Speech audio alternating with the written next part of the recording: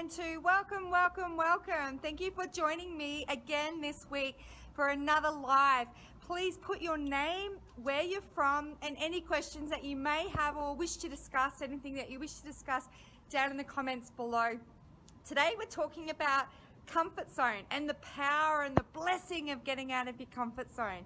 So I'm just going to wait for some more people to join in, but basically today I've been down to Murwillumbah. Hey Chantel, and I've spoken at an event down there. Hey Shaq, down at Murwillumbah, and it was absolutely fabulous. I had to get up super early to do the training down there, to speak down there at that event, and it was really amazing. I had to get down there because it's New South Wales time. We're still in daylight savings here, so it was super early for me, and then I delivered first aid training today all day. So quite busy, but I really felt the importance of getting this message out to you guys today. Even though I am busy, look, I'm training, I'm just about ready to go to the gym to work out on my busy day, because these are types of things that, you know, busy people get stuff done. And you know what, it'd be so much easy for me to just go, you know what, I'm tired, I got up super early, I drove, you know, an hour and a half to Murwillumbah, spoke at an event there, drove back this way, delivered some training for some fabulous university students today. It'd be so much easier for me to say, you know what, I'm tired, I'm worn out, I'm just gonna dial out, chill out, sit on the couch. But that's not me, because what I do is I'm constantly pushing myself outside the comfort zone, because the beauty of that is to get into the power zone. When you're in the power zone, look out, that's when magic happens. You ask a busy person to do something and it gets done.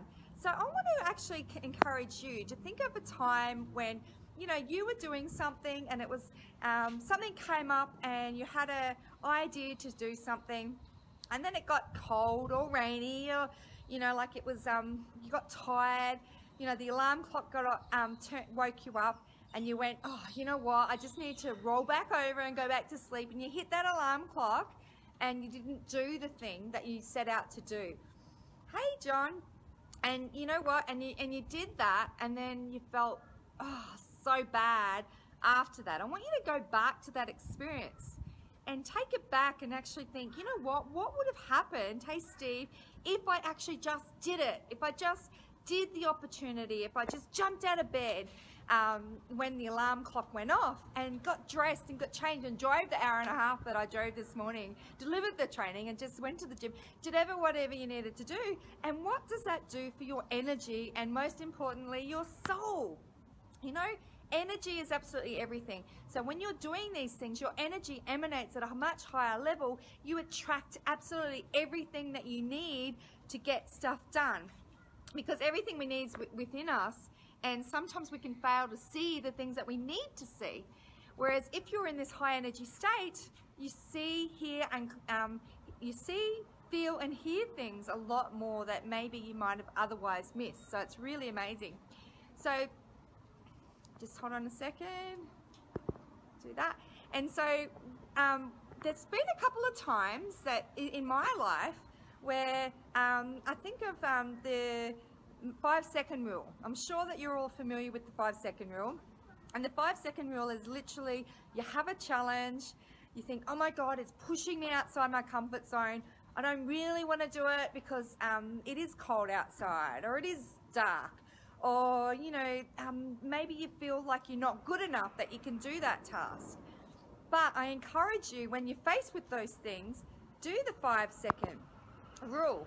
Count backwards, 5, 4, 3, 2, 1. If you actually make the decision and you do it within those 5 seconds, you've got absolutely every chance of actually doing it and feeling the energy and feeling the absolute celebration just by doing that. But if you get over those 5 seconds, that's it. You're probably never going to do it, and you're going to feel that disappointment or that regret and get to the end of your life and think about all the things that you didn't do because the opportunities came and you passed. You know, sometimes when you get offered an opportunity, and it may be a financial decision, it may be some sort of business venture, and at the time when you see it, you're so excited about it, and you're like, oh my goodness, I so want to do this. But then if you think, oh, you know what, I'm just going to go home and think about it, and by that time, the 5 seconds is already passed. Do you know? And then you're not going to do the thing that you set out to do. So, and you know, like you decide, you know what, your head kicks in and tells you all the reasons why you shouldn't do the thing. But within that 5 seconds, it's your heart telling. Your heartbeat is 16 times more powerful than your head anyway. So if you allow and don't listen to your head and tune into your heart and do things every single day that allows you to actually see, hear and feel what you need to, it's just like following the yellow brick road. You don't need to be conscious and thinking about, oh my goodness, there's my head again. Or in fact, call your head a name.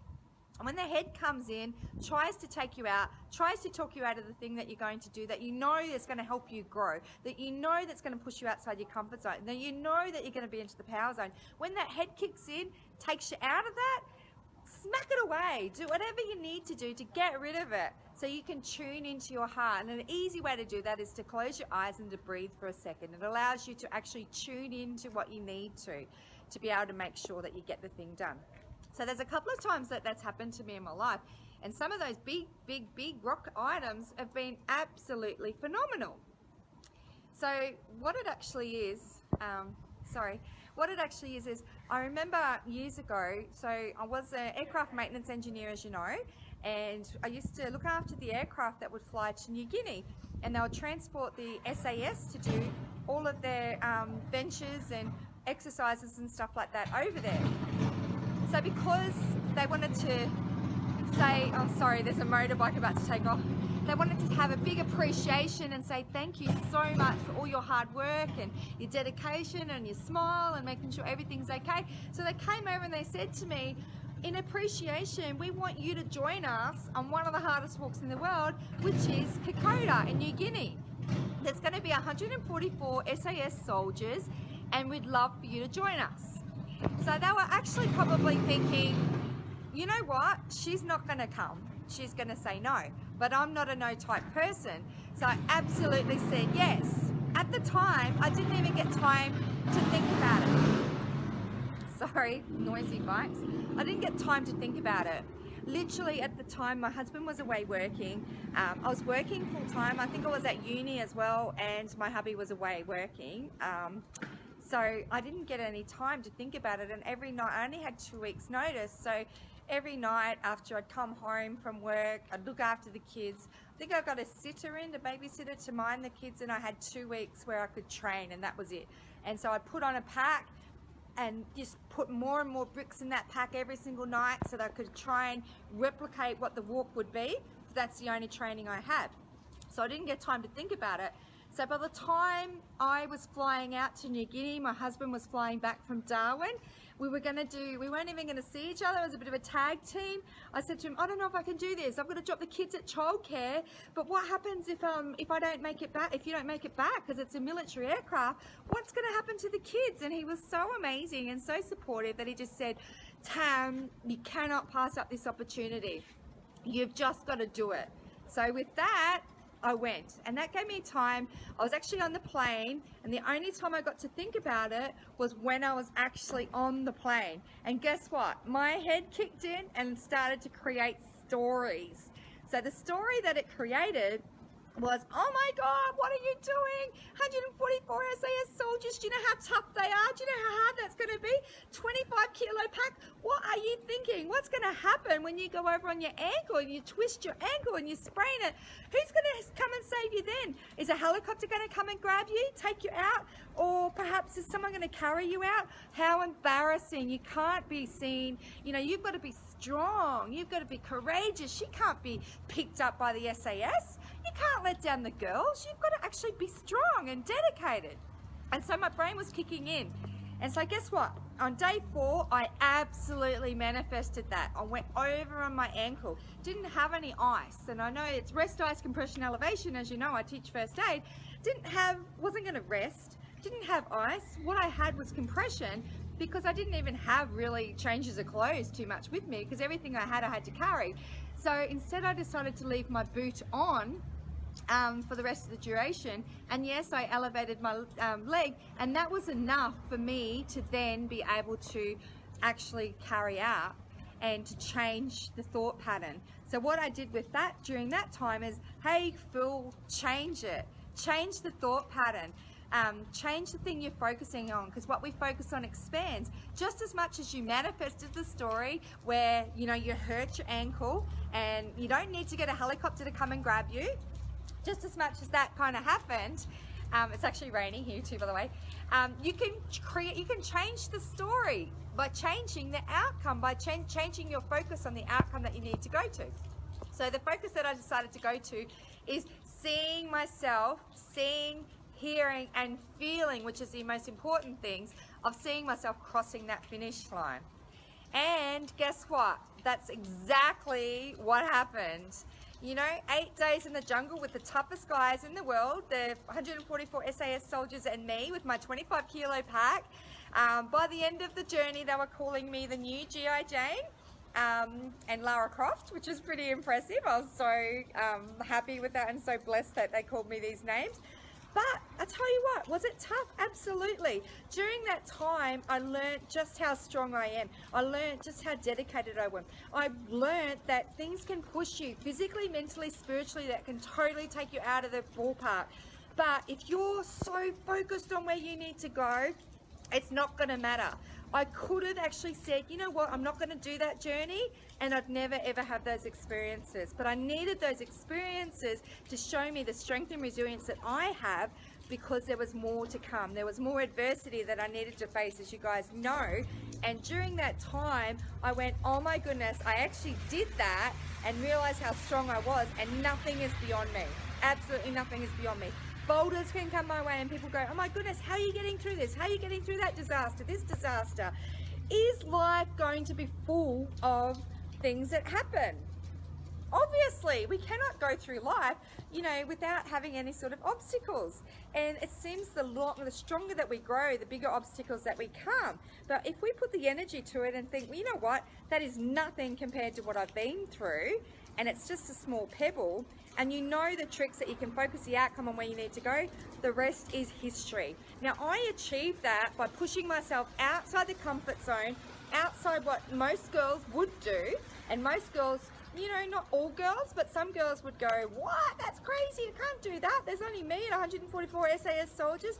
But let me tell you, I'm writing a book about it right now. It was one of the most amazing experiences of my life.